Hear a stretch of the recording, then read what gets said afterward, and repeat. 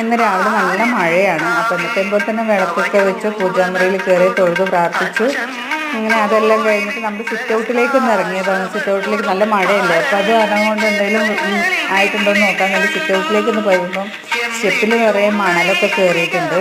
അപ്പോൾ അതിനി അടിച്ച് തുടച്ച് വൃത്തിയാക്കാനുണ്ട്. ജസ്റ്റ് ഒന്ന് വെള്ളം ഒഴിച്ച് വിട്ടിട്ടേ ഉള്ളൂ. അപ്പോൾ ഇനി അടിച്ച് കഴുകാനുണ്ട്. അത് നമ്മൾ കിച്ചണിലെ പണിയെല്ലാം കഴിഞ്ഞിട്ട് നമ്മൾ പുറത്തേക്ക് ഇറങ്ങാമെന്ന് വിചാരിച്ചിട്ട് അങ്ങനെ വിട്ടിരിക്കുകയാണ് കേട്ടോ.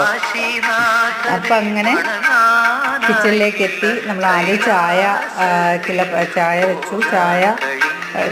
ചായ തിളയ്ക്കുമ്പോഴത്തേക്കും നമ്മൾ ഇന്നലെ ചെറുപയർ വെള്ളത്തിലിട്ടിട്ടുണ്ട്. എനിക്ക് ഭയങ്കര ഒരു ആഗ്രഹം ഇന്ന് ചെറുപയർ പുഴുങ്ങിയിട്ട് കഴിക്കാമെന്നുള്ളത്.